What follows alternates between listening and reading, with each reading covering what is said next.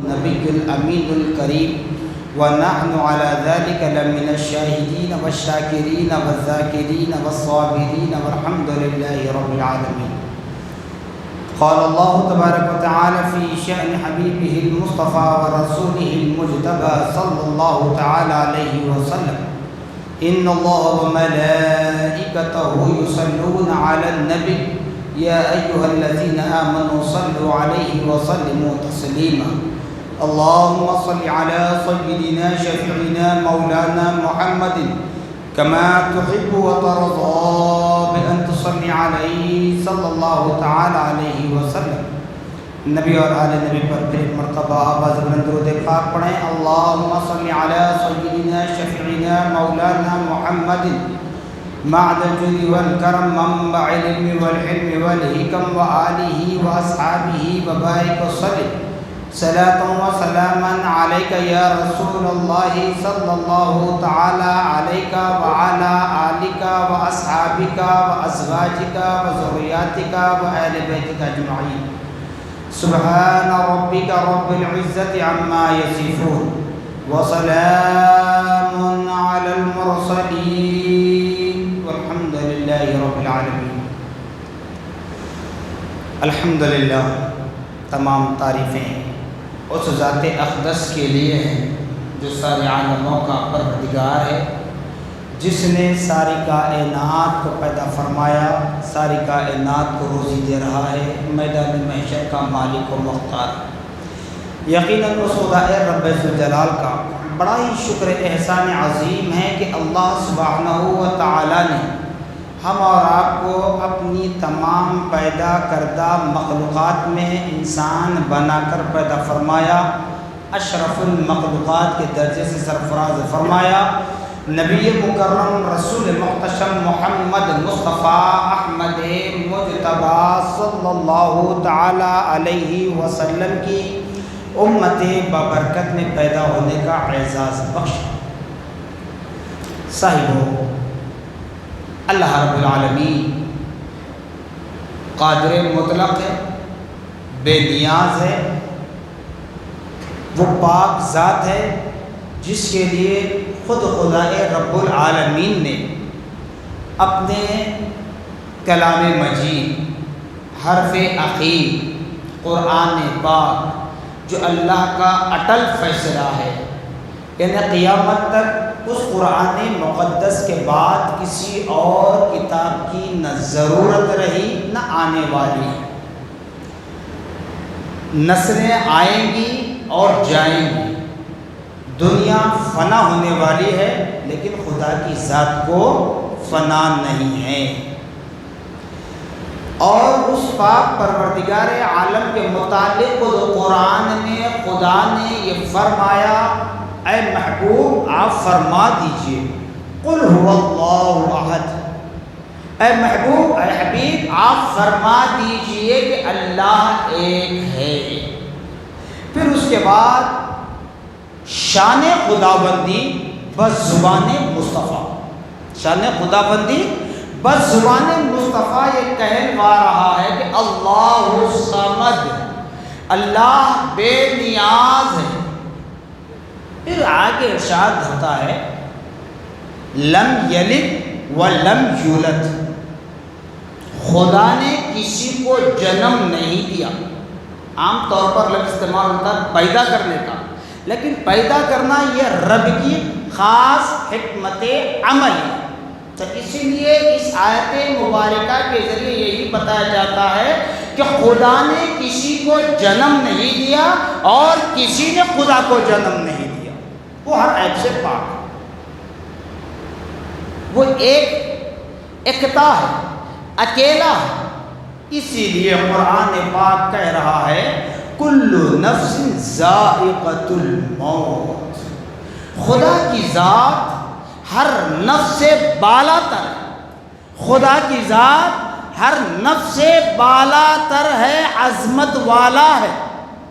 وہ عام نفوس کی طرح نہیں ہے، وہ اپنے انعام آفتگان بندے اولیاء اللہ ہوں، شہداء ہوں، تبع تابعین ہوں، تابعین ہوں، صحابہ ہوں، نبی کی اولاد امجاد ہوں، نبی کی ازواج مطہرات ہوں، نبی کے اہل بیت ہوں، انبیاء والرسل ہوں، نبی محمد الرسول اللہ ہوں، سب تمام نفوس سے پاک ہیں۔ اسی لیے قرآن میں فرما دیا کل نفس ذائقۃ الموت، ہر نفس کو موت کا مزہ چکھنا ہے۔ کوئی آیا دنیا میں، لیکن کب تک رہے گا کوئی نہیں بتا سکتا۔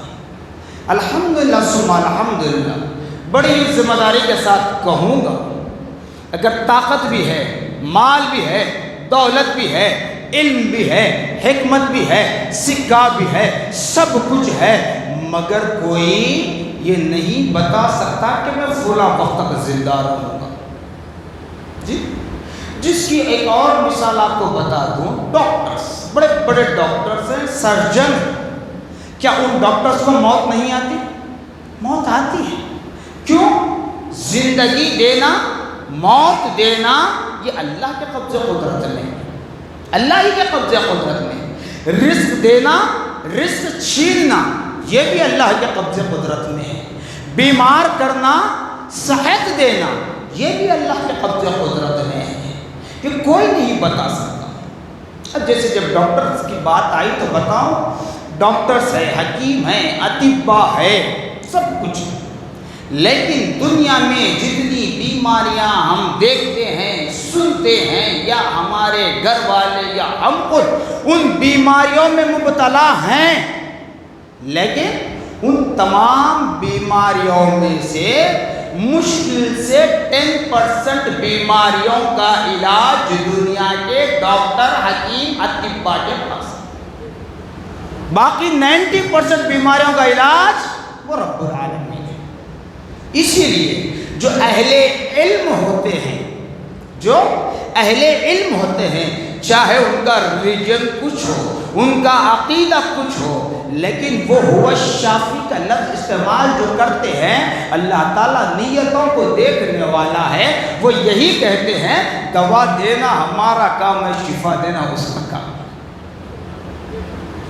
جو حقیقی ڈاکٹرز ہوتے ہیں وہ یہی کہتے ہیں کہ دوا دینا ہمارا کام ہے۔ اسی طرح علماء کو، مشائخین کو، سادات اعظام کو لیں تو وہ بھی یہی کہتے ہیں دعا کرنا ہمارا کام ہے، بگڑی بنانا اس کے ہاتھ میں ہے۔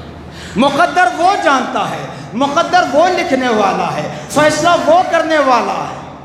تو اس لیے بتایا جاتا ہے کسی کو علم دے کر آزمایا جاتا ہے، کسی کو ہنر دے کر آزمایا جاتا ہے، کسی کو دولت دے کر آزمایا جاتا ہے، کسی کو طاقت دے کر آزمایا جاتا ہے، کسی کو شہرت دے کر آزمایا جاتا ہے، کسی کو تخت و تاج دے کر آزمایا جاتا ہے، کسی کو ماں باپ کا سہارا دے کر آزمایا جاتا ہے، کسی کو شریک حیات دے کر آزمایا جاتا ہے، کسی کو اولاد دے کر آزمایا جاتا ہے۔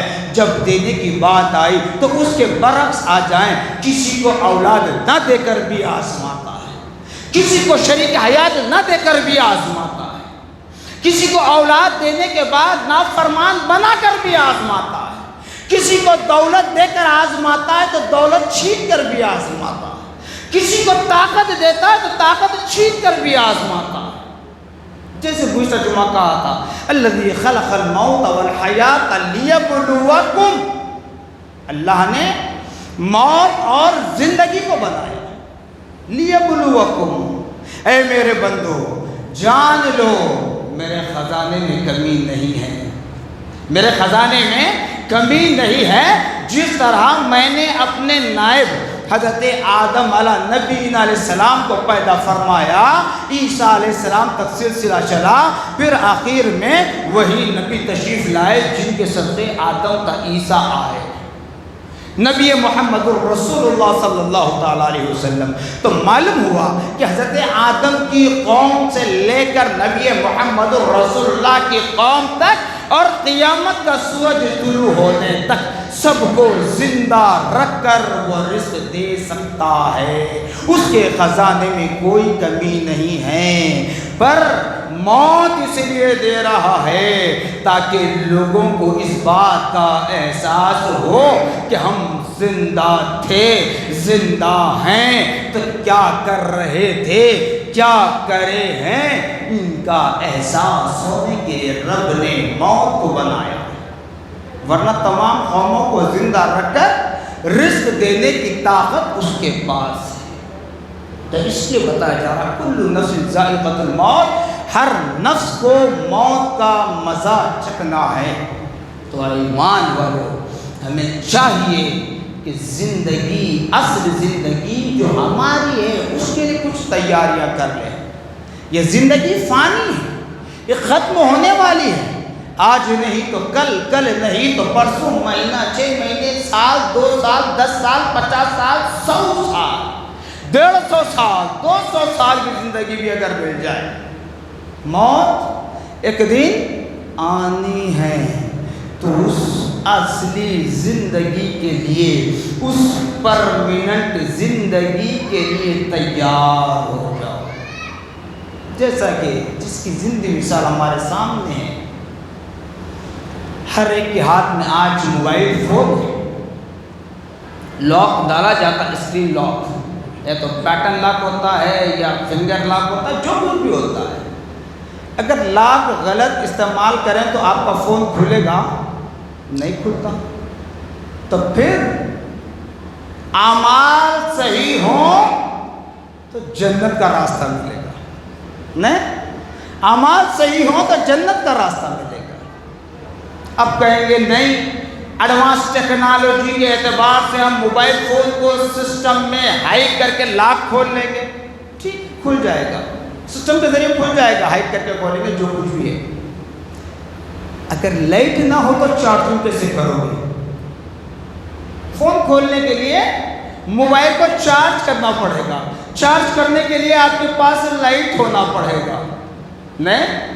تو زندگی بھی ویسے ہی ہے، یہاں پہ اعمال اچھے کرو تو قبر میں خود قبر کشادہ ہوگی۔ جیسے ہم سنتے ہیں جب مرنے کے بعد ہمارے باپ، ہمارے دادا، نانا، ماموں، چچا، خالو، پھپھا، بھائی، اولاد، جو کچھ بھی ہے سب ہم کو زمین دوز کر کے اس اندھیری قبر 2 گز گڑھے کے اندر اتار دیں گے، اتار دیں گے۔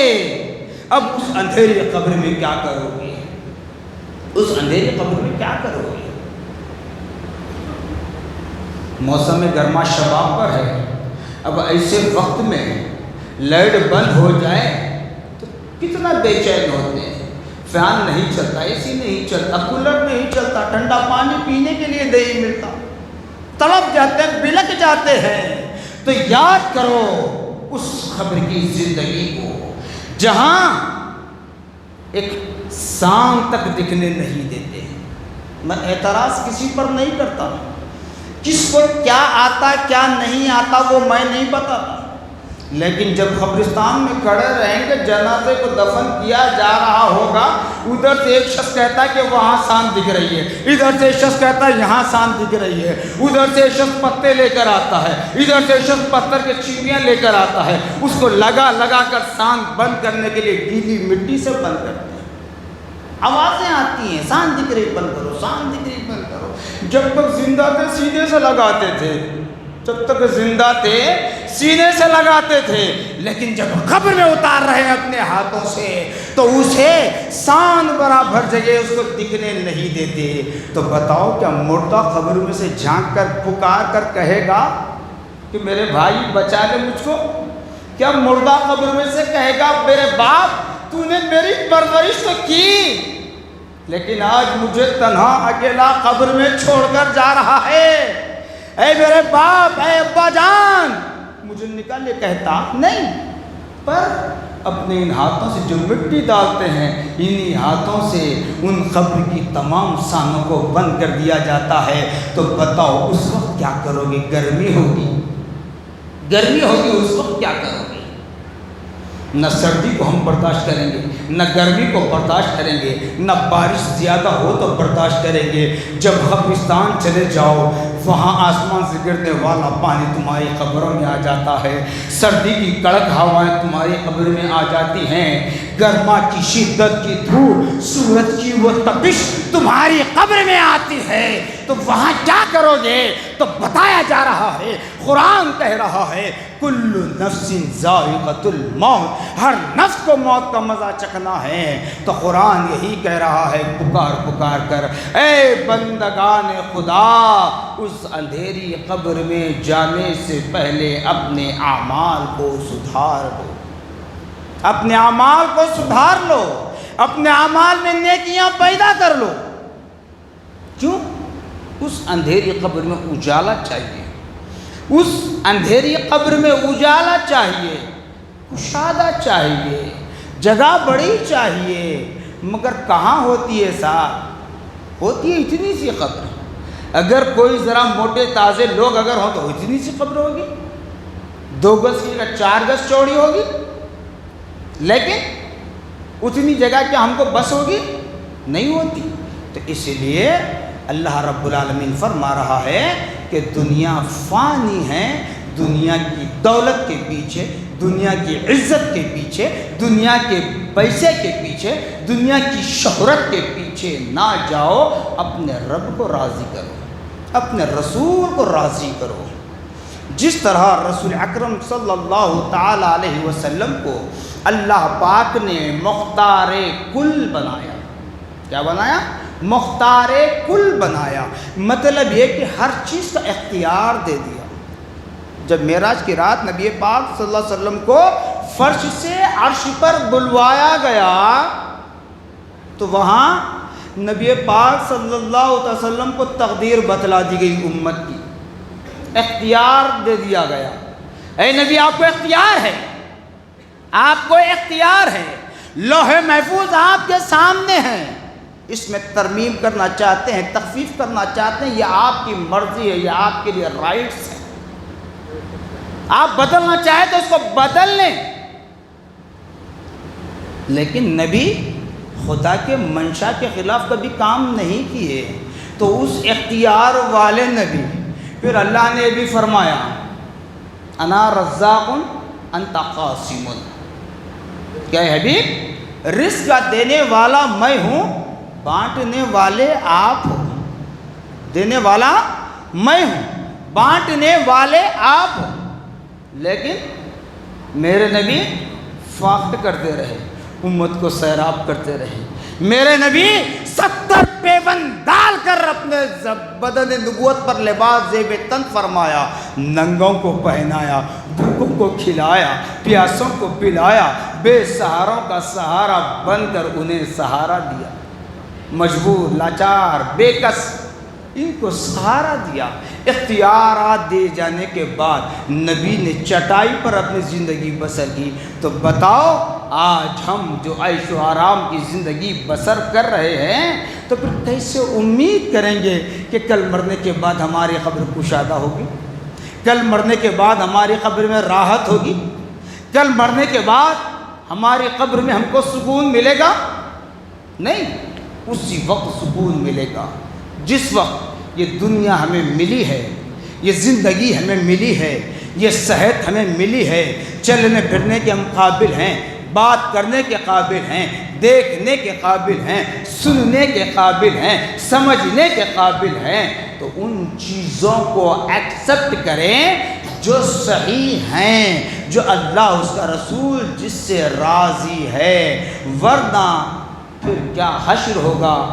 وہ قبر میں جانے سے پہلے جب ملک الموت کا فرشتہ آتا ہے نا روح قبض کرنے کے لیے، حضرت اسرائیل علیہ السلام، ملک الموت کا جب فرشتہ آتا ہے نا اس وقت پتہ چلتا ہے۔ جیسے آج ایڈوانس ٹیکنالوجی کے اعتبار سے بڑے بڑے ہاسپٹلس میں وینٹیلیٹرز لگے ہوئے ہیں، آئی سی یو ہے، سمجھا اس کو کسی نے آج تک؟ یہ آئی سی یو ہے کیا؟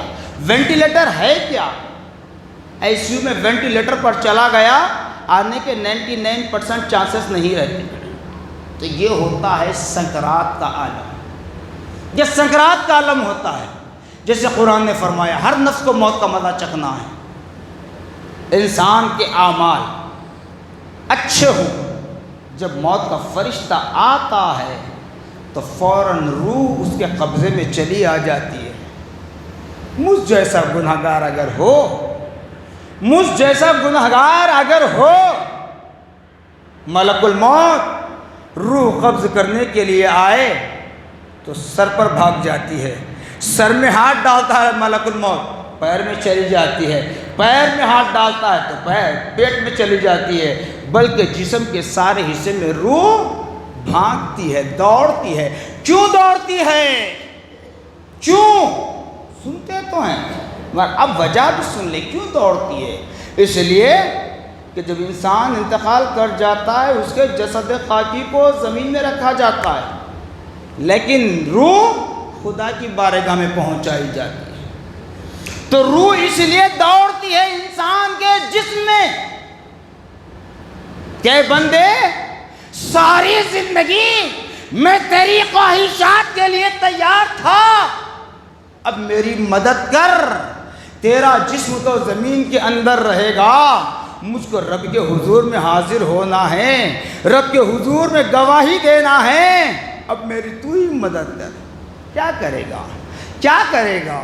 کچھ نہیں کر سکتا، بندہ عاجز ہوتا ہے اس وقت۔ لیکن ملک الموت کمزور نہیں پڑتی، ملک الموت کا فرشتہ کمزور نہیں پڑتا، کسی نہ کسی طریقے سے گھنٹہ، 2 گھنٹے، 10 گھنٹے، 12 گھنٹے، 24 گھنٹے، 1 دن، 2 دن، 4 دن وہ تڑپتا رہے گا، بلکتا رہے گا، روح جسم میں دوڑتی رہے گی، لیکن ملک الموت کا فرشتہ ایک وقت اس کی روح کو قبض کر لیتا ہے، روح کو قبض کر لیتا ہے۔ تو اس لیے ہمیں چاہیے کہ اعمال صالحہ کرنے کی کوشش کریں، یہ نہ دیکھیں کہ ہمارے عمل سے ہماری ماں خوش ہو رہی ہے، ہمارا باپ خوش ہو رہا ہے، ہماری بیوی خوش ہو رہی ہے، ہماری اولاد خوش ہو رہی ہے، ہمارا فرینڈ سرکل خوش ہو رہا ہے، یہ نہ دیکھیں، یہ حساب کریں، یہ محسوس کریں، یہ اکتساب کریں کہ ہمارے کون سے عمل سے اللہ خوش ہو رہا ہے، یہ فکر کریں۔ نماز پڑھ رہے ہیں، اس فکر کے ساتھ پڑھیں کہ ہماری نماز کہ اللہ کی بارگاہ میں قبول ہوئی یا نہیں ہوئی، یہ فکر کریں۔ یہ نہ دیکھیں کہ آپ کو نماز پڑھتا ہوا کسی نے دیکھ لیا تو لوگوں کے سامنے کہے گا ارے فلاں صاحب بڑے نمازی ہیں، روزہ رکھتے ہوئے کسی نے دیکھ لیا تو یہ اعلان نہ ہو دنیا کے وہ صائم ہیں، وہ سقی ہے، وہ حاجی ہے، وہ عمرہ کیا ہے، وہ نہیں۔ عمل کریں، اعمال صالحہ کریں، امید اللہ اس کے رسول کی ذات سے رکھیں۔ اسی لیے کہا جاتا ہے حج خانہ کعبہ میں ہوتا ہے، حج خانہ کعبہ میں ہوتا ہے، قبول کرانے کے لیے محمد الرسول اللہ کے دربار کی حاضری ضروری ہے۔ اب یہ بات اور ہے، انتظامات کے اعتبار سے کچھ لوگوں کو پہلے مدینہ لے جایا جاتا ہے، بعد میں ایام حج کے قریب مکہ لایا جاتا ہے، انتظامات کی وجہ سے کیونکہ لوگوں کی تعداد بڑھ رہی ہے، ورنہ آپ روز اول سے حج کی تاریخ کو دیکھتے ہوئے آئیں، حج مکے میں ہوتا ہے، فرائض مکے میں ادا ہوتے ہیں، شیاطین کو کگریاں مکے میں ماری جاتی ہے، مگر قبول کروانے کے لیے سرکار کے روزے کی حاضری ضروری ہے، اور یہی قرآن کہہ رہا ہے۔ آخری بات بتا دوں، یہی قرآن کہہ رہا ہے، کیا کہہ رہا ہے؟ جب مکہ مدینے کی بات آئی تو اس لیے کہہ رہا ہوں وَلَا تَمْشِ فِي الْأَرْضِ مَرْحًا، اس پر بہت بڑی بحث ہو سکتی ہے لیکن ابھی بات نہیں کروں گا، صرف اس کے متعلق کہوں گا۔ اللہ تعالیٰ قرآن میں فرما رہا کہ لوگوں زمین پر اکڑ کر مت چلو، لوگوں زمین پر اکڑ کر مت چلو۔ خانہ کعبہ سارے زمین و آسمان میں، زمین کے خطے میں خانہ کعبہ سب سے پہلے سر فہرست مقدس جگہ، تقدس کی جگہ ہے، اللہ کا گھر ہے، تمام مساجد اللہ کے گھر ہیں، لیکن خانہ کعبہ خدا کا خاص گھر ہے۔ وہاں آنے پر جہاں بندے کو بالکل عاجز و انکسار ہو کر کعبے کا طواف کرنا ہے، جیسے ماں کے پیٹ سے جنم لے کر آئے تھے، مرد حضرات کو وہی 2 کپڑوں میں احرام مثل کفن پہنا کر کعبے کے چکر لگایا جا رہا ہے، لیکن جیسے ہی خانہ کعبہ کے اس رکن پر پہنچتے ہیں تو نبی نے حکم دیا تھا فتح مکہ کے وقت، کہا تھا کہ کچھ قدم اپنے سینے کو تان کر چلو، کچھ قدم اپنے سینے کو تان کر چلو، تاکہ ان کفار مکہ کو یہ احساس ہو کہ مدینے سے آنے والے کوئی بیمار نہیں ہے، کمزور نہیں ہے، طاقتور ہے۔ اور دوسرا اس کا راز یہ بتایا جاتا ہے کہ حضرت ابراہیم خلیل اللہ علی نبینا علیہ السلام جب اپنے فرزند ارجمن حضرت اسماعیل ذبیح اللہ علی نبینا علیہ السلام کو مینا کے مقام پر اللہ کی راہ میں قربان کرنے کے لیے لے جا رہے تھے، اسی حصے پر شیطان نے بہکایا تھا۔ تو بتایا جاتا ہے کہ شیطان کو یہاں بتاؤ کہ مومن ایمان والا کمزور نہیں ہے۔ قرآن میں حکم ہے اللہ کی زمین پر اکڑ کر مت چلو۔ جب اپنے گھر بلایا جاتا ہے اس حصے پر آتے ہیں تو حکم دے رہا ہے کہ یہاں تھوڑا سا سینہ تان کر چلو، معتبری میں نہیں، اللہ کی رضا کے لیے۔ بعض چیزیں ہوتی ہیں اللہ کی رضا کے لیے۔ تو اس لیے میرے بھائی، میں نے بارہا کہا، بالخصوص میں میرے نوجوان بھائیوں سے کہوں گا، ضعیف حضرات پر اعتراض نہیں ہے، کہنے کا مطلب میرے نوجوان بھائی جو آج ایڈوانس ٹیکنالوجی کے دور میں انٹرنیٹ کی دنیا میں ہم جی رہے ہیں، ہمارا کھانا پینا اٹھنا بیٹھنا سونا چلنا بولنا ہر چیز ہمارا انٹرنیٹ ہو چکا ہے، تو اس بات کو ذہن میں رکھ لیں، یہ نہ سوچیں کہ ابھی ہمارے بال کالے ہیں، ہم تو شباب پر ہیں، ابھی ہمارا ہوا ہی کیا ہے، ابھی تو میری شادی ہوئی، ابھی تو ایک بچہ ہے، ابھی میری شادی ہی نہیں ہوئی، ارے میری ابھی 18 سال عمر ہے۔ یہ سوچنے والوں یاد رکھو، موت کا وقت کب ہے ہمیں پتہ نہیں ہے، لیکن کب چھیننا اس کو معلوم ہے، کب تمہاری روح قبض کرنا اس کو معلوم ہے۔ اس لیے میں میرے نوجوان بھائیوں سے گزارش کرتا ہوں، ہاتھ جوڑ کر اپیل کرتا ہوں کہ عمر کو نہ دیکھیں، بالوں کو نہ دیکھیں، شباب کو نہ دیکھیں، جوانی کو نہ دیکھیں، اللہ رسول کی اطاعت گزاری فرما برداری کریں، اللہ اس کے رسول کی رضا کے خاطر زندگی گزارنے کی کوشش کریں، تاکہ سکرات کے وقت ملک الموت کا فرشتہ آئے تو ہماری روح بآسانی سے قبض ہو اور ہماری زبانوں پر کلمہ طیب کلمہ شہادت جاری ہو، اور نبی محمد الرسول اللہ صلی اللہ تعالیٰ علیہ وسلم کا درود ہمارے زبانوں پر جاری ہو، اور نبی پاک صلی اللہ تعالیٰ علیہ وسلم کی زلف مبارک کا دیدار ہمیں نصیب ہو، نبی محمد الرسول اللہ صلی اللہ علیہ وسلم کے نورانی چہرے کی زیارت اللہ تبارک و تعالیٰ بطفیل نبی مصطفیٰ صلی اللہ تعالیٰ علیہ وسلم ہمیں نصیب فرمائے، آمین ثم آمین، بجاہ طٰہٰ و یاسین، والحمد للہ رب العالمین۔